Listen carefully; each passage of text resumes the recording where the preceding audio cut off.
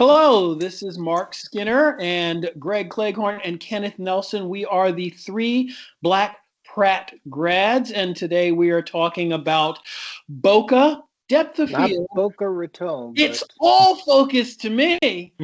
So, in case you didn't hear it, it's Bokeh, depth of field. It's all focused to me. Anyway, somewhere around the turn of this century, Bokeh specifically, shallow focus, started to become a very popular trend in modern photography. By like 2013 or so, that trend became a genuine photographic movement. So tonight we're going to tell you about how we feel about depth of field, Bokeh, or should I say depth of field or the lack thereof, and what is commonly known as Bokeh. So I'm going to start off, and Ken, if you can go to the first image. I'm going to go through these relatively quickly. Basically, bokeh is the idea that you have a plane of focus, and then the background of your image is in a beautiful, dreamy, out of focus style. And this photo, all of these people you're going to see on this episode from mine are pageant winners, a variety of pageant winners. And this one happened to win Miss American Co-Ed. And you're going to find that the background is blurred. And so that's a good example of what bokeh is. It's that difference, but it's basically the blurry part of the background. If you go to the next image,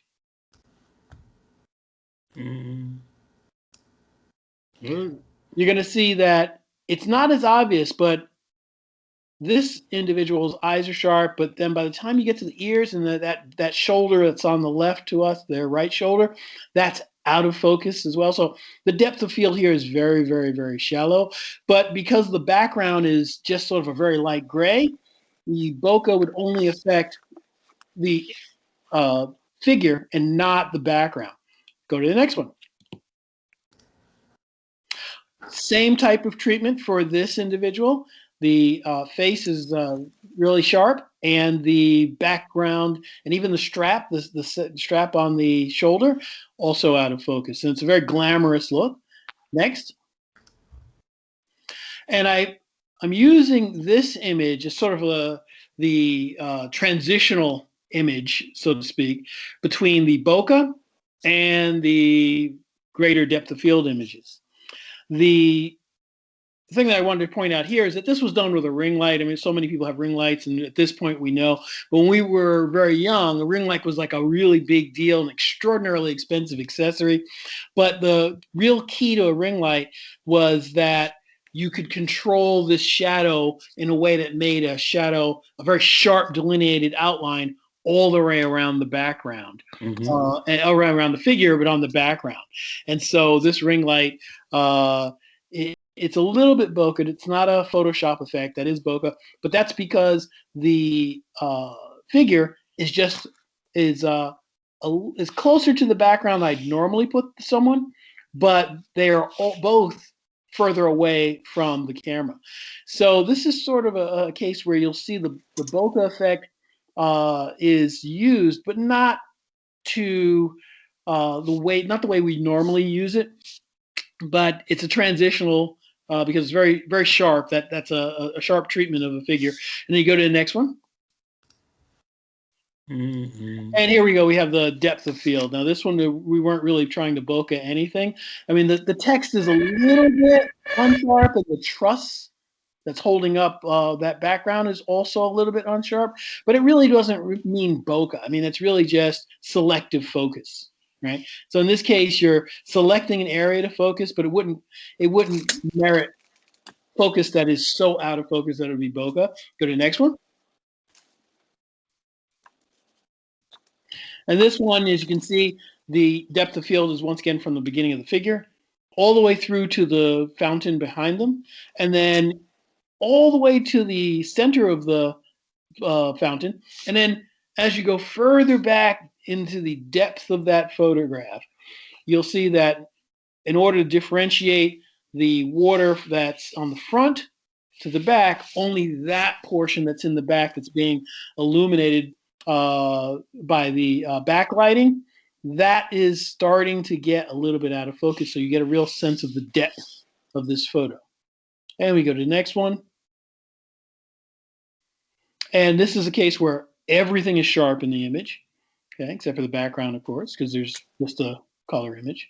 And then you'll see that this individual, sharp all the way through from shoulder to the back. Go to the next one.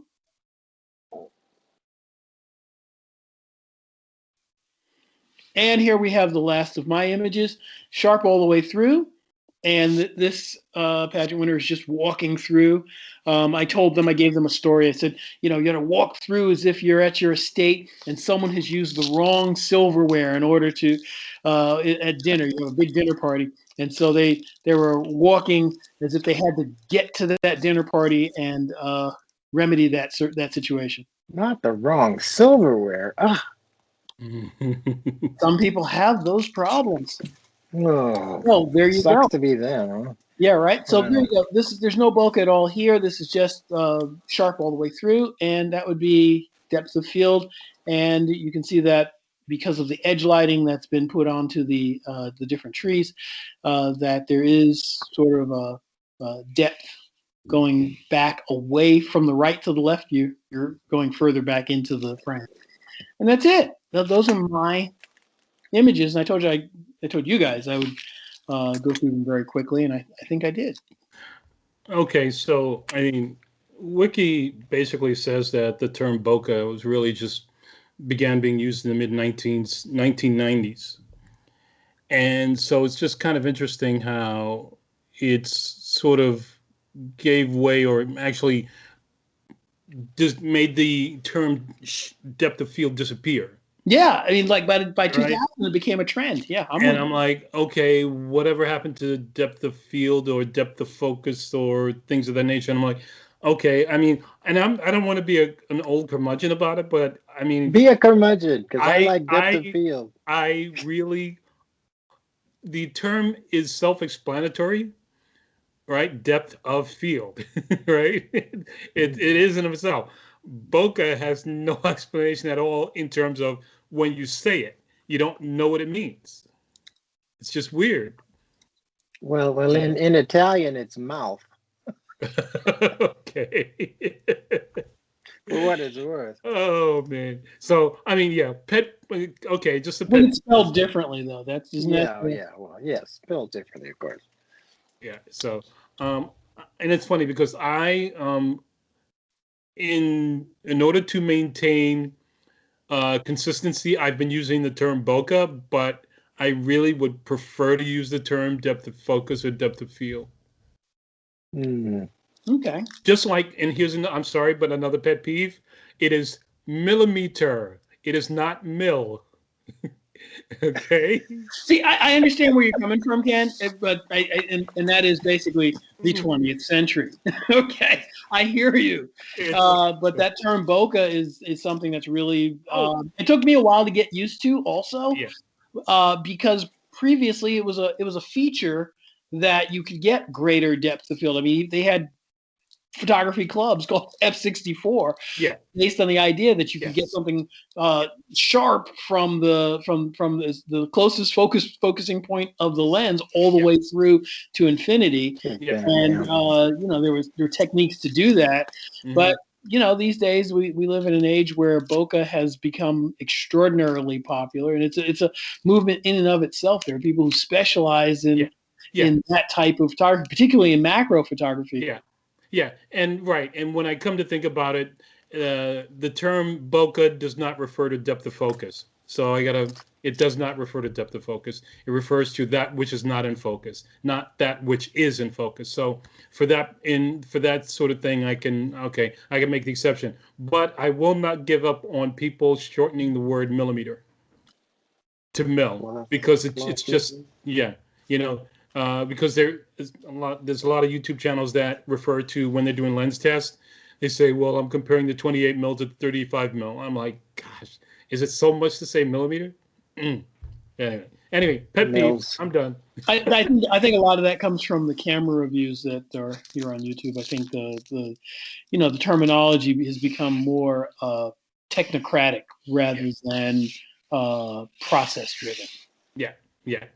Okay, so anyway, Plotly? What is this plotly? Python objects? I don't know. Under that straight because okay, go ahead. No, I mean, okay. I think it. I mean, what it comes down to for me, and also when I get to mine, but it's another tool in your kit. As a photographer, you can do it for effect. It's about choices. Photography is about choices. You're constantly making choices. Do I use a drag shutter? Do I speed the shutter up so I freeze the frame? Do Mhm. I, get a depth of field? Do I use the bokeh and throw everything out behind it out of focus?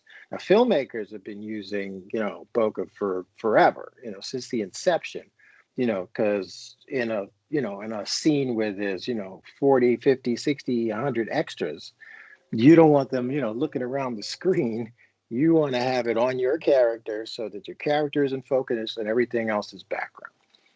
So bokeh, yeah. I mean, it's not a trendy term, is it? Like art speak or anything like Well, that. as I was saying in the beginning, it's not so much trend anymore as it's become an entire movement and just an entire genre, so to speak, if you use film language, in photography. I mean, in many instances, that is the way to do certain To things, shoot. particularly, Uh, particularly in photography that has to do with uh,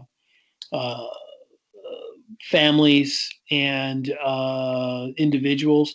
I'm sure there are a lot of corporations that are still very interested in getting sharp focus all the way through yeah, the image, sure. you know. But I think Most that def. yeah, but I think it's just it's an aesthetic that is very popular now, and I'm Mhm. just starting to see a few people who have a lot of years in vlogging Mhm. question the bokeh because it's people have been doing it for a while. Well, I remember, when I started, I did, Ansel Adams, and all of that deep focus. And I liked, I used to shoot all of my street work, street photography in F16 or higher if I could get it, just because I wouldn't have to look to the camera. I could fire from here and I knew everything was going to be in focus. That's one less thing. So I could be more spontaneous. Spontaneity. But yeah, I didn't Mhm. have to, worry about focusing or, oh, is it right f stop? Bam, I could get it. But one thing I noticed as I grew and I got a few more dollars, I could afford a 1.4 lens or a 1.2 lens, you know, Mhm. and with a board that big, you would get what's in focus and everything else is out. And it was a fun toy.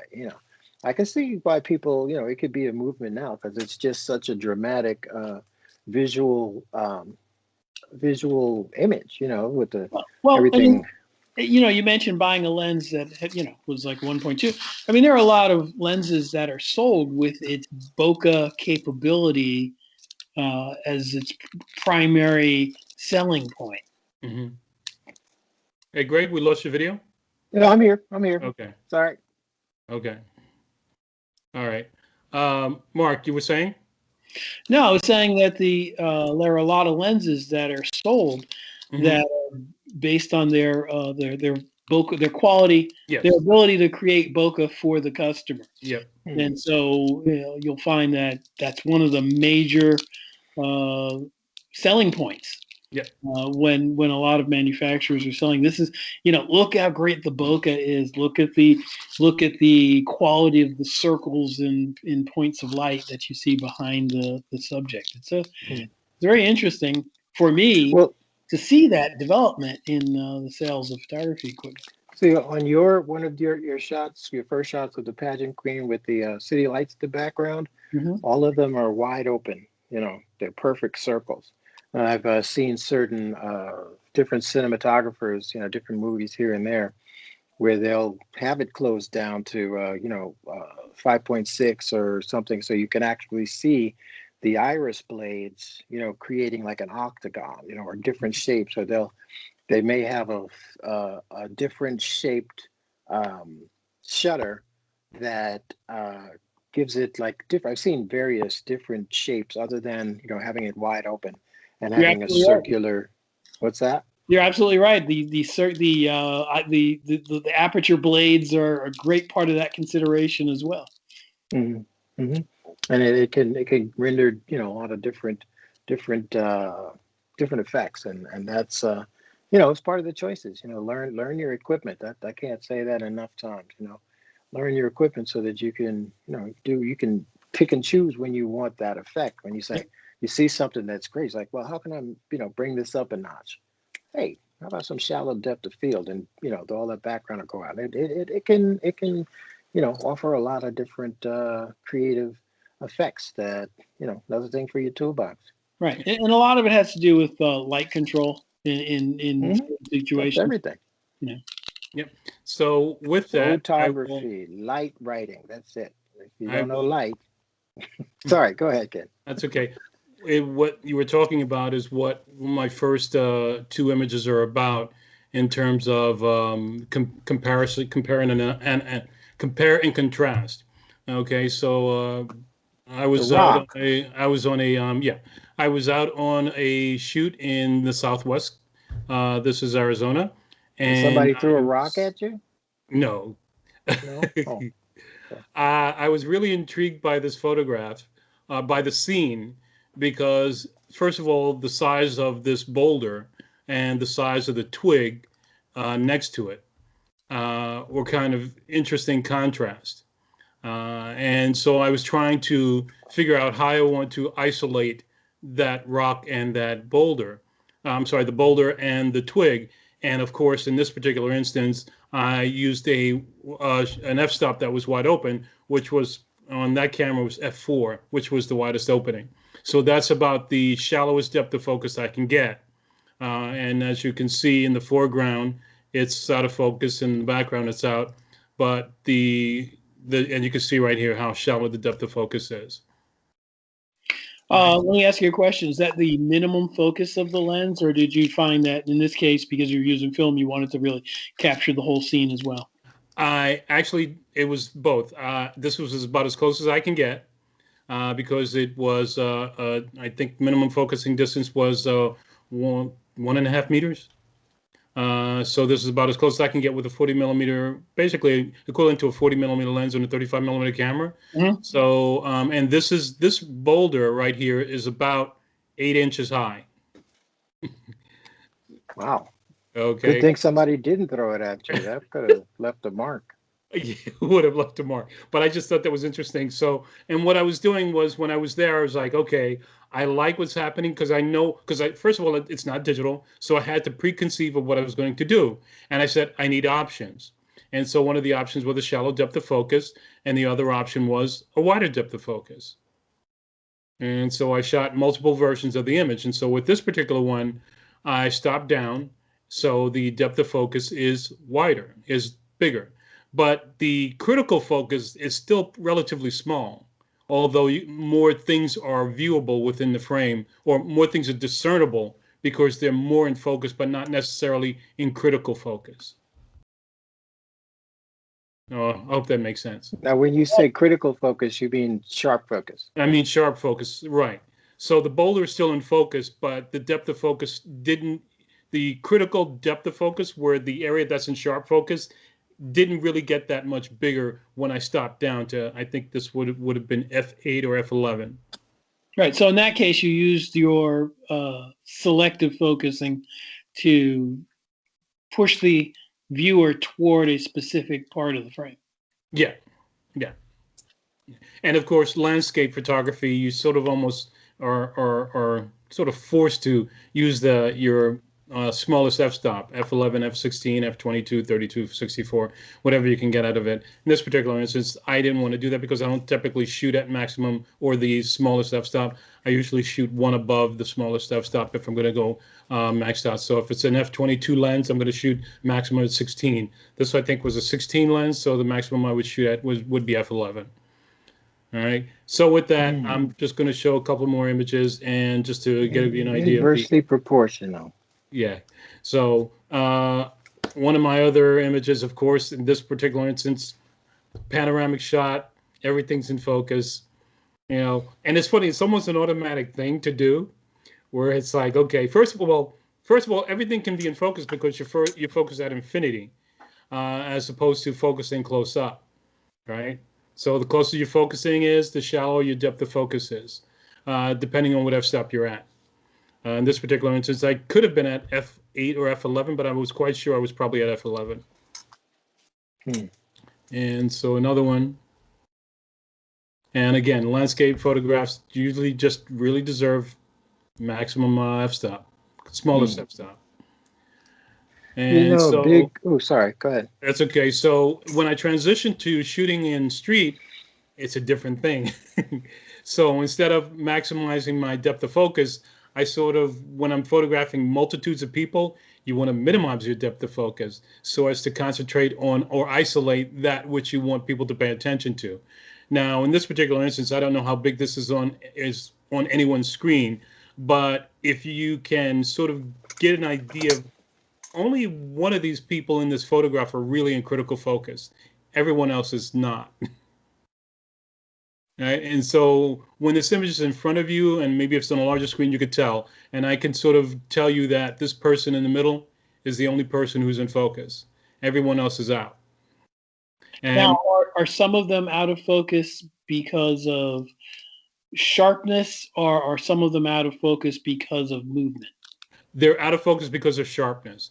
I was shooting wide open, and I had predetermined that I was going to focus on this person at that distance, which is maybe, I'd say 20 feet, 30 feet.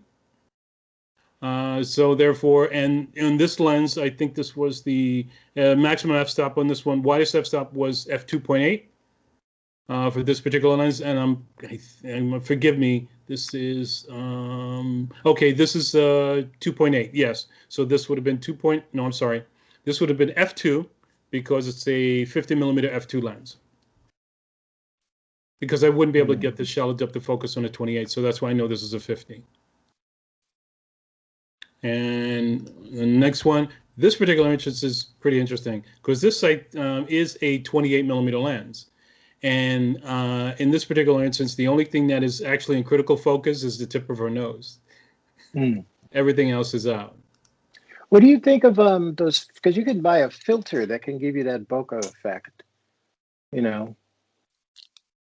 I'm not sure that.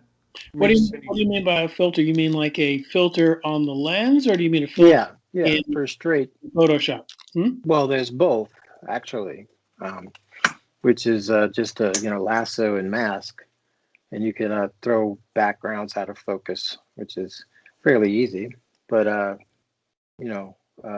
there's also, remember, I mean, back in the day, an old film and photography technique is you put the glass plate in front of the lens and you put Vaseline on either side, so that the center is sharp, but then it goes out of focus really fast. Right. Well, I mean, we used to use what they call the Harrison filters at the studio to create a haze. Right. They're called frost filters. Right. Right. But that affected, right. But the entire film plane. Yeah, I don't think that they had a circle in it though, so therefore it wasn't. There wasn't a clear circle in the middle. Right. And what the issue is with bokeh is you're pretty much more on track with your Photoshop answer. Is you're selecting a plane of focus to be sharp and then another plane of focus to be intentionally blurry.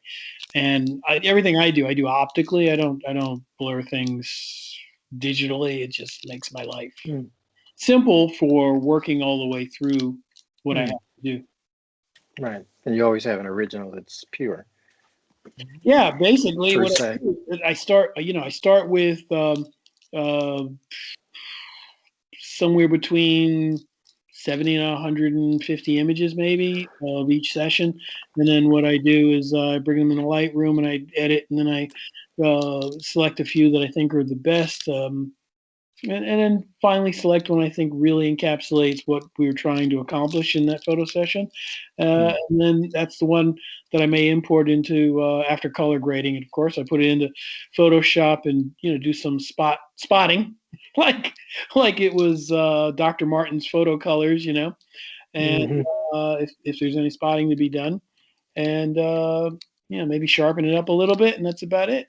And then I do mean the entire image, not selectively with that. I mean, occasionally I've been known to put a vignette, but that was more in the past than now. I try to limit what I do to in camera as much as humanly possible. Cool. Sounds good. Sorry to interrupt, Ken. Go ahead. Yeah, sorry, Ken. I didn't mean that.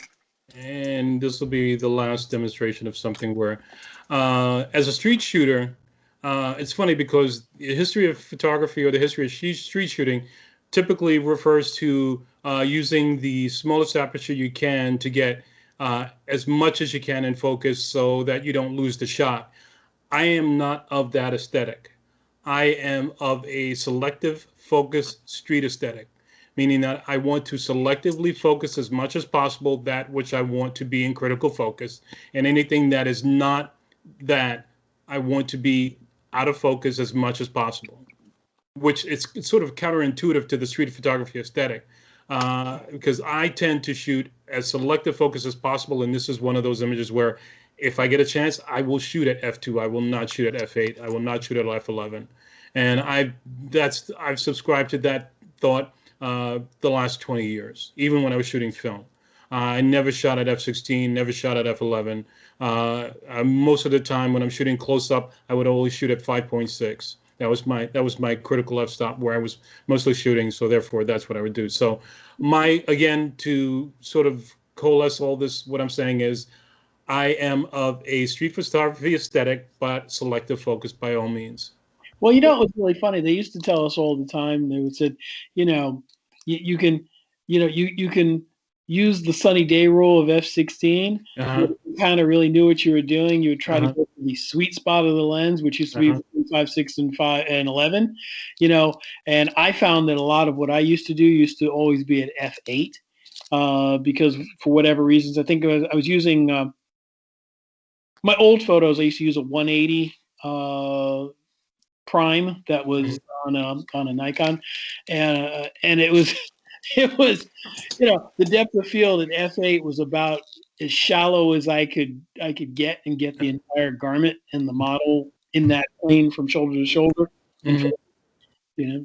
Yeah, makes sense.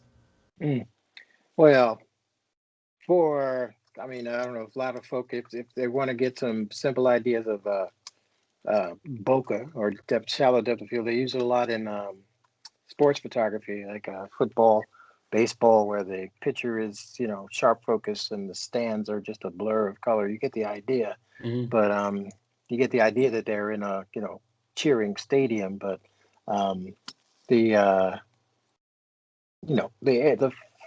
prime interest is in focus. Everything's out of focus. Have you seen it? I was like, that's a good point. Have you seen any photos recently? I haven't, but I'm just asking, have you seen any photos since the pandemic where they're putting the pop-up cardboard fans in some of the seats? Oh yeah. Oh man, you guys, you non-sports dudes. They all through the NFL play. You guys have heard of Super Bowl, right? Yeah. Please. Oh God, there's hope. Yeah, they had the people in the stands, but one of the things that they're doing now, they have in addition to the steady cam on the field, after the touchdown, and they do their cool dances and everything like that. They also now have a guy with a super shallow focus lens, and he chases after these guys, and it has a totally different feel, with the HD televisions where just the one player is in focus and the guy standing next to him is out of focus. It's a really, really cool effect. Right, but I was specifically asking about was the crowds. Have you seen the crowds used in that same way? The cardboard crowds, have you seen them used in the same way that they used to show the live audience? Well, it's not as much fun because they don't move, but it's the mechanics of the lens. Those lenses are so powerful. You seen examples of that? I haven't. I've been looking, but Oh yeah. Okay, yeah, I've seen examples. That's cool. sure. Those lenses are so powerful, and they can, man, those lenses are just amazing. They're like, 10-inch lenses. They can close that puppy down. Ugh, I just love those gigantic lenses. And sports photography, and even those photographers who um, have those lenses that are so sharp, the eye will be in focus, and the nose or the cheek will be out of focus. I'm like, oof, that is some kind of lens right there. Mm. Ah, okay, that's all I Okay. got on that. But thanks. Here you go, Greg. Oh, Oh, it's up to me, Nick. I'm yeah, up. I keep doing this. Oh, hey, refresh on the Nats the Nats page. I added two more pictures that are just even more. Actually, I had some sports ones that I shot at a NFL Pro Bowl game, but I didn't. Not good, Greg. Not good. Not good. Not good. What? Not good. What's not good? Pre-production, man. You're Ah, almost in post-production now.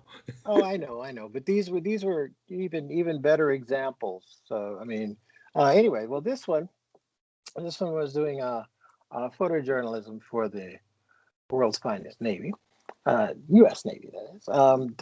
There was a chip that was going to be able to rectify certain technical problems, and I was curious, how could I make this thing, more punchy, So I had the this electronics chief or officer hold the chip that were going to be mounted in all of the his command's computers, at arm's distance, opened up the lens as wide as I could, or closed it down, to wide. Well, it was an inverse reciprocity. It was wide open. It must have been like a 1.4 lens, I believe, so that the piece of electronics is in focus, and he was out of focus because it's like that was the top priority in the image, and in a photojournalistic or editorial fashion, that was the key. And then I had a red gel that I put in front of the strobe, and just to add some color and some little dramatic lighting to the device. And then I actually opened the blinds to the right to let in the blue. Kind of looks a little green, but it was a blue daylight. Um, so to add to the Next, which uh, is blue recedes. Yep. yeah, blue recedes, red comes forward, yellow comes forward. But yeah, that's intentionally used the bokeh or depth of field effect. Well, depth of field back then. I still like depth of field. Um, so that it would shift the emphasis on the device in his hand. Okay, go to the next one. Yeah, this was at the World Trade Center Memorial during on September 11th. And there's just so much there, man. And it's the I didn't want to, intrude too much on the actual name, so I focused on the flower because it was multicolored and the light was soft, and I wanted to adjust the depth of field or the bokeh so that you got the feel of the day without being too intrusive. Okay, you can go to the next one. Same thing here. She was the daughter of someone who lost their lives in 9/11, and she stayed for a moment, but I could see that she was losing it a little bit. I really didn't want to intrude, so I got my telephoto out and opened it up as wide as I could. It's like 4.5 or 3.5, and she was in focus, and background is out. Go ahead, you can go to the next one, Ken. Hmm. And same thing here. I was trying to, get the emotion of the day. Father and his son. I got one where he was kissing his son on the cheek. And they're experiencing this place of tragedy and triumph, and to capture some of the emotion of the moment, and using the lens to, keep the focus on the pair of them was the um, the main, pardon me, the main focus of the image. So yeah, that's using bokeh or depth of field as, as a conscious choice. And all I have to say is, get to know your equipment. Know what it can do. Yeah, that's another perfect example of the bokeh or the shallow depth of field effect, when I wanted to use it to show that the foreground is out of focus, and then it moves into focus with the American flags and the woman paying, paying her respects, and then from there it gradually goes out of focus, and you can still see, people and flowers in the distance, and you can see how many, flowers and remembrance were there for the people, for the thousands that lost their lives at at the Trade Center in New York. And just the getting to know your lenses, getting to know your camera, what it can and can't do, as opposed to just taking, snapshots where you just everything's in focus, selective focus or bokeh or call it whatever you like. It can make the image powerful. It changes from. It can make the difference between an ordinary photograph and an exceptional one. I'm not saying these are exceptional pictures. I'm just saying know your equipment, get to know your equipment, keep shooting, and man, have fun with it. This is a field that just doesn't quit. There's always something new. Keep learning, man. That's all I got to say. It's like Photoshop, man. You could spend a lifetime learning how to use Photoshop, and I think it's the same thing with photography. Get good at one thing, sure, and then branch out. Get your money, do whatever you can, just collaborate with friends and artists and photographers, and keep in touch with your buds like Mark and Ken, and just keep shooting. That's what I have to say. Anything, fellas? I think everybody brought really great pictures. I just want to ask, you guys showed a lot of uh, selective focus samples. Um, are there times when you just say, you know what, I got to cover the whole scene, and I need to get focus all the way through, like we did in the old days? Well, yeah. I mean, but that's part of the knowing your equipment. Like I said before, I mean, sometimes when I shoot street work, or if I'm going into like a target rich thing where there's action 360, yeah, sure, I'll throw it into 16 in a heartbeat, and just not, you know, I wouldn't have to look, I could just get the general direction and fire. If I want a truer framing, that's the only time I'll look through the viewfinder. But sure, I mean, I love that F16 will do that for you, or F32. Okay. Well, I always look through the viewfinder no matter what, because that's just where I am. Unless I've raised the camera above my head and I'm shooting down on something. Otherwise, it's always through the viewfinder. And I find myself in the few times that I do street photography, it's that F11, F16, sometimes F22, because I'm always of the thought that I want to get. It's a lot of information to organize, and I think and sometimes in street photography, I think some of the real beauty, and Ken, I think what you showed was really great. But I think sometimes one of the real beauty of the older photographs that we kind of grew up, I shouldn't say grow up, but we artistically grew up viewing, is that they did tend to be sharp, all the way through the frame, and we got to see kind of a rich landscape. Someone's stoop was a rich landscape. Right. Or for example, the old Disney movies, they were so brightly lit that everything was in focus from right in front of you all the way to infinity. Right. That would be an interesting study to go look at the different ways And they. I wonder if the trend towards bokeh, because you mentioned it earlier, Greg, it's something they've been doing in cinema for a zillion years. And so I'm wondering if it's because we're so visually literate now because of how much film and video we do consume on a regular basis.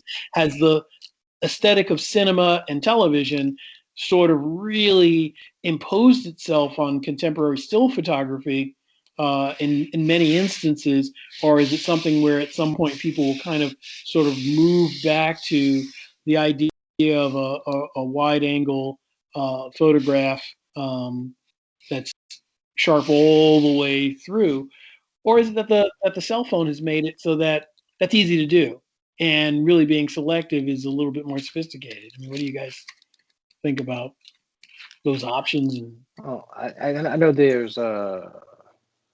um, there's a filter in the iPhone where you can, shoot with studio light or daylight or theatrical light or spotlight. It's amazing what you can do with your iPhone. In addition to shooting 4K video, it's insane.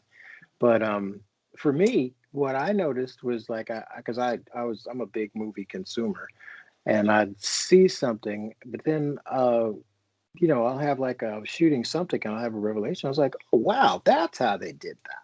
And I love those moments because it's like these guys, unless you're reading like trade magazines or something, they don't just give up their secrets that easily. But when you have that aha moment, or you get with a bunch of photographers and you guys, start figuring stuff out, or oh, now I'm people sorry, are going. my connection dropped out when you said you get with a bunch, and I didn't hear what you said. I'm sorry. Get a bunch of get in a group of photographers, like in a forum like this, like if they were like a photography club or something, and someone comes into a discussion about a different technique, then you have more aha moments, where you're all looking at stuff and seeing how it's done, by the pros, or by exceptional amateurs, or prosumers, or people who have made the leap from just their cell phones, which is not a knock at all, because these cell phones now do some amazing stuff, to prosumer cameras, or just pro cameras, and then just jump in and and work it through. But yeah, I mean, it's a dynamic mechanism, and you can do quite a bit with it. I didn't mean to block you out, Kenny. I know it's like me and Mark show. No, no. I know, strong silent Just type. I know. no. I'm just. I think one of the words that comes to mind is trending, and be careful where you trend. You're trending because you might get stuck in that trend. Mm, So my thoughts are to, and it's funny. My thought processes are always anti-trend, meaning that whatever way things are trending, go in the opposite direction or go in another direction.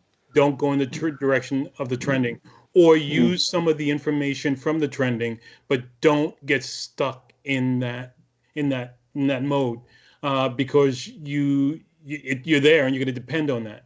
mm, So I think that's part of the reason why I am of a selective focus thing, because the trend was always f16, f11, f16, f11, and I was like, no, I can't do that, especially with the advent of autofocus, um, mm, right? And even before that for me, because I was always shooting film and I was always shooting manually. So that control is something that I find hard to let go.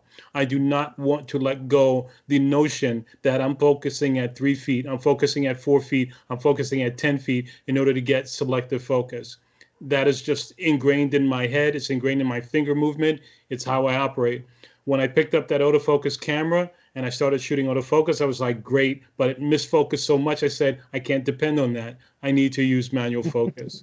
yeah, Right? Sometimes when it yeah, was when it was okay, it was like bright light. Yeah, you could depend on it. But when there was like flat lighting and you couldn't depend on it because it was phase detection, I was like, I can't do this. I can't miss this right, shot anymore. right. So Hmm. what I typically do now is when I'm on the street, I hyperfocal, not hyperfocal, preset the distance to about 1 meter, 1.5 meters, f4, f5.6. If anything that happens within that distance, I'm going to photograph. Anything that happens outside of that distance that is not going to be in critical focus, not sharp, I'm not concerned about. Therefore, I don't Mm, release the shutter release.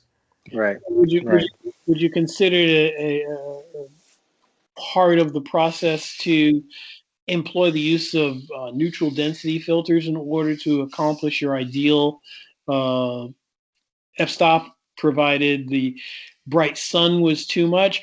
Or do you just find yourself selecting specific settings that would, settings I mean by the landscape in which you work, that would help you get to the settings on your camera that you really like?